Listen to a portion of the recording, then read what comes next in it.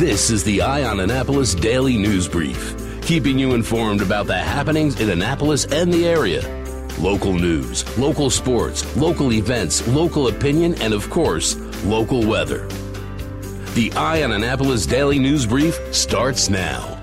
Good morning. It's Thursday, June 20th, 2019. This is John Frenaye, and this is your Eye on Annapolis Daily News Brief.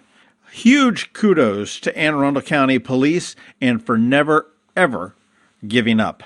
On April 23, 1985, a body was found in a metal trash can by a construction crew who was clearing land for the Marley Station Mall. A murder investigation ensued, and now, 34 years later, the Anne Arundel County Police can put a name to the anonymous victim that was in the trash can, and his name was Roger Hearn Kelso. In the summer of 1962, then 19-year-old Kelso left his Glen Burnie home, was last heard from in 1963. Police believe that is to be the approximate time of his death. Through dogged, incessant police work and a boost from a genetic genealogy analysis, police yesterday positively identified the remains as those of Kelso. During a press conference at police headquarters, Kelso's younger sister, Mary Ellen Huffman, was there from West Virginia, as well as other family members. They thanked the police department for never giving up. And among the crowd that was there, the detective who worked that cold case from 1985 through his retirement in 2000 before he handed it off. Police did say that they do believe that the remains of Kelso may have been buried in that trash can for 22 years prior to being discovered by contractors.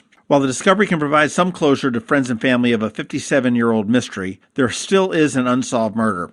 And Chief Timothy Altamar said there is a $10,000 reward for any information leading to an arrest and conviction for Kelso's killer. He also reiterated that any unsolved murder in Anne Arundel County also has that same $10,000 reward, and has encouraged anybody that knows anything about any unsolved murder in Anne Arundel County to make the call at 410-222-4731. Specifically to Kelso's case, police are interested in speaking with anyone that may have attended Glen Burnie High School from 1958 to 1961. Kelso graduated in 61, and according to Altamari, even the slightest memory may be the key to solving a murder. Once again, huge kudos to Anne Arundel County Police Department. Never, ever give up. Stephen Akers, who is a former middle school teacher at MacArthur Middle School, was in court yesterday and got some good news. He was being sued after a child that was in his class had partial amputation of 3 fingers. According to court statements, the child suffered incomplete amputations of the tips of her left index, middle, and ring fingers when they were crushed in the hinge side of the door. This all happened back in October of 2017. The student was standing beside the door waiting to ask her teacher a question about an assignment. She placed her hand on what she thought was the wall, but it was actually the space between the door jamb and the door itself. When the bell rang, the teacher, Akers, closed the door on the student's fingertips. The student was flown by helicopter to Union Memorial Hospital and ultimately treated at the Curtis National Hand Center. The main point of contention in the trial was that Akers said that he had shut the door. The student's attorneys claimed that he had slammed the door. Akers denied that, and the witnesses that were presented about the slamming were kind of split 50-50. In the end, after a 2-day trial, a jury did decide with Akers, and apparently that is just now chalked up as an unfortunate accident. The city of Annapolis is teaming up with Maryland Hall and the Unitarian Universalist Church of Annapolis to host a memorial concert on Freedom of the Press Day, which is June 28th, also to coincide with a remembrance for the 5 slain Capitol Gazette employees. The concert is going to be held on Friday, June 28th at 7 p.m. at Maryland Hall. It's called a Hope and Remembrance Community Gathering. The concert is going to feature performances by them Eastport Oyster Boys, Gary White and Leah Weiss, and the First Christian Church of Annapolis Gospel Choir.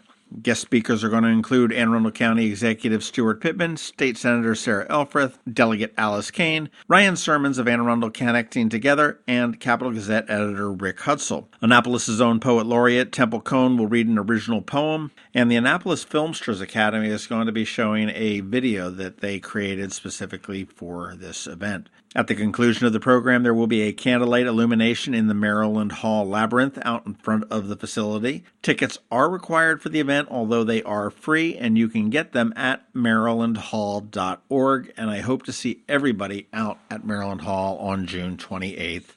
Over in Washington, the details of President Donald Trump's 4th of July event on the National Mall were released yesterday. The 6:30 p.m. event will include music, military demonstrations, as well as flyovers. The Old Guard Fife and Drum Corps, the U.S. Army Band, the Armed Forces Chorus, and the United States Marine Corps Silent Drill Team all will be participating. Specific to the day, and this will all be on July 4th from 11:45 to 2 p.m., it is the Independence Day Parade. From 6:30 to 7:30, there will be a salute to America with the aforementioned pomp and circumstances, as well as an address by President Trump. That will be held at the Lincoln Memorial. The gates for that will open at 3:30 p.m. From 8 p.m. to 9:30, it is a Capitol 4th concert, which will be on the west lawn of the U.S. Capitol. Gates will open at 3 p.m. for that. And ultimately, the evening will culminate with a fireworks display at 9:07 p.m. This will be over the National Mall, with fireworks being launched behind the Lincoln Memorial. They will be visible from locations throughout D.C. and Northern Virginia. Tomorrow, we're going to have information on our very own 4th of July celebration, so make sure you stay tuned for that. And also, give a listen to the Maryland Crabs podcast, our long-awaited discussion with two of the survivors of the Key School sexual abuse scandal dropped last night at about 7 p.m. Not an easy one to listen to. It's a little bit longer than usual. Actually, it's a lot longer than usual. But it's a story that needs to be told.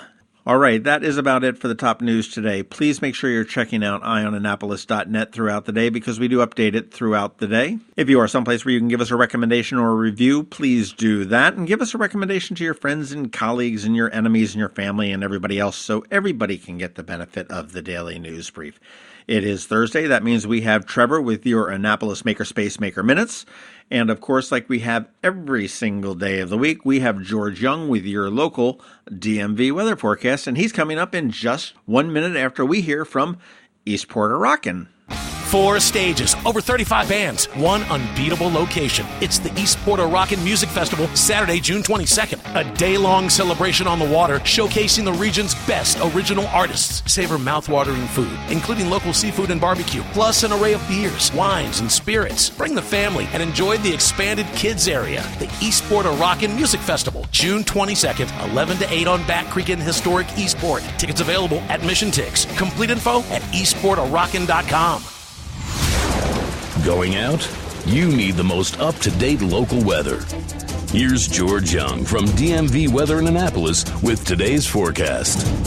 Hey everyone, this is George with DMV Weather, and this is your Eye on Annapolis forecast for Thursday, June 20th. So here's the deal. While yesterday worked out for the good, today will remain unsettled in the skies above with muggy highs again in the 80s to near 90 before conditions finally clear out tomorrow with more breezy 80s. And then comes the reward with a very sweet late June weekend. Weather-wise, with plenty of sunshine, somewhat lower humidity, and high temps in the 80 to 85 degree range both Saturday and Sunday. So definitely make plans to hit the pool or the beach or Federal Hill in Baltimore or the museums and the mall in D.C. because this is the kind of weekend we earn while slogging through rain and 37 in the winter. Okay, that's it for today. This is George Young of DMV Weather. Make it a great day out there. Be sure to get our free app on all of your devices by searching for DCMDVA Weather in the Apple or Google App Stores. And also follow us on Facebook and Twitter and on our website at dmvweather.com. So you can always stay weather informed. Hi, this is Kevin Canale, Michael Sanderson, the host of the Maryland Association of Counties official podcast, the Conduit Street Podcast. We like to talk Maryland policy and Maryland politics. That's what we're all about.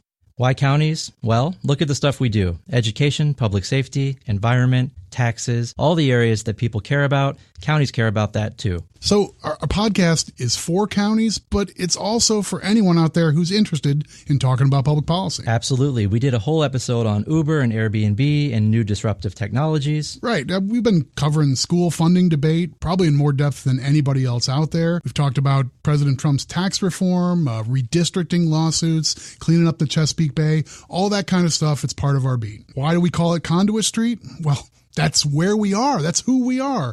You Annapolitans on this podcast, you know it as that street right over there by Chicken Ruth's. Now, that's an Annapolis institution. We want to be too. That's our headquarters, and it's sort of our brand. You can listen to the Conduit Street podcast wherever you get your podcasts. Catch us on Fridays and get a roundup of policy and politics from right here in Annapolis and around Maryland.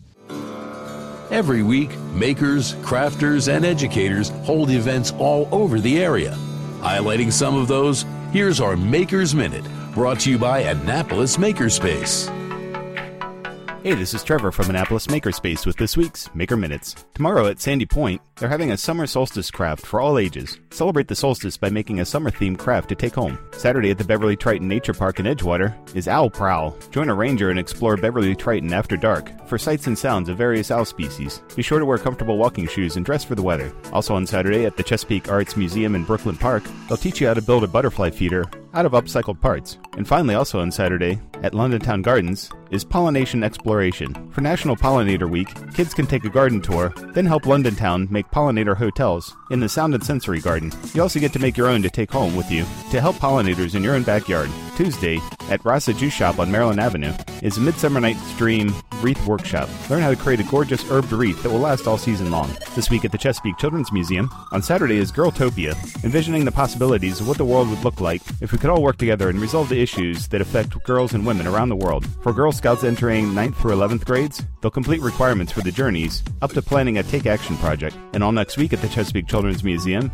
is Chess Camp with National Chess Master Greg Achaluno for rising 4th through 9th graders already familiar with chess. And a whole lot of things going on in Art Farm in Annapolis this week. Tonight, the Photo Society of Maryland, D.C. and Virginia is having a meetup for adults, a monthly meeting with guest speakers who will help take your photography to the next level. Tomorrow is their wood burning workshop. Learn the basics of pyrography and how to create a range of tones and shadowing with various wood burning tools, creating textures, landscapes, and skylines. This weekend, both Saturday and Sunday, they're having a physical theater workshop. It's a high-energy 2-day workshop where you'll be pushed to give license to your own spontaneous, fearless, and playful self through physical theater, movement, improv, and games. On Wednesday, Art Farm is having an oil pastel workshop for kids. Learn how to use oil pastels with Charles Lawrence of Fin Art. And also on Wednesday, their Intro to Improv for Adults workshop continues with a new standalone lesson each week. You can jump into the world of improv at any time. And all next week, Art Farm is having a street art camp for kids ages 11 through 15. Visiting Australian street artist Hull will be running an immersive street art camp, exposing enrolled students to a diverse range of street and urban art forms. This week at the Claybakers in Annapolis, both Saturday and Monday is a glass fusing workshop for beginners, and all next week is their Fun in the Sun summer camp. Fun projects range from pottery, painting, glass fusing, clay sculpting, tie-dye, and mosaics. Saturday at the Benjamin Banneker Museum and Park in Ellicott City, they're having their summer solstice celebration. Celebrate the longest day of the year. Astronomer Seth Ann Howard will discuss the solstice as well as some ancient stories inspired by it. This week with the Anne Arundel County Public Library System, tonight at Bestgate Park off of Bestgate Road. They're doing story time under the stars with plenty of space-themed fun. Play the Saturn ring toss, try a telescope, and enjoy story time outside. And tomorrow at Discoveries, the library at the mall, is Wacky Weather Science Lab. Learn about the science of weather with hands-on activities. Next week at Pongo's Learning Lab and Coder Kids Club in Crofton, they're doing a YouTube Stars summer camp. Teaching real-world video production skills, kids will learn how to stay safe online, plan their videos, including storyboarding and scripting, record and edit, as well as exporting videos for YouTube. In addition to the summer camps, Pongo has a ton of regular clubs and days where they do all kinds of fun stuff like their Little Scientist Club, Builders Club, and Robotics Clubs. Saturday at the Patuxent Lapidary Guild, they're having another one of their beginning silversmithing classes. No experience is required. A class for true beginners or a refresher for anyone wanting to get back into silversmithing. And next week at Annapolis Makerspace, on Tuesday is our monthly general meeting and open house where we'll talk a little bit of shop business, but then we'll also be hanging out for anyone who wants to come by and check out the shop and see what we're all about. Wednesdays are our regular woodworking open nights, and Thursdays are our electronics open nights. And if you have any questions about these events or the Annapolis Makerspace, drop me a line at trevor@makeannapolis.org. And you can catch me tonight and every Thursday night at Annapolis Makerspace on Renard Court for Electronics Night. And you can find links to all of these events at the Annapolis Makerspace website at makeannapolis.org. And whether you're making art, software, sawdust, or just a mess, chances are you're already a maker. This has been Trevor from Annapolis Makerspace with this week's Maker Minutes.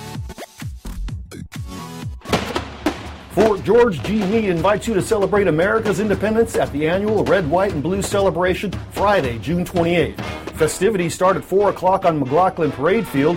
Enjoy live music throughout the day, dozens of food and drink choices, kids' rides and inflatables, and of course, a spectacular fireworks display at 9:30 p.m. Entrance is free and open to the public. For more, go to me.rmwr.com.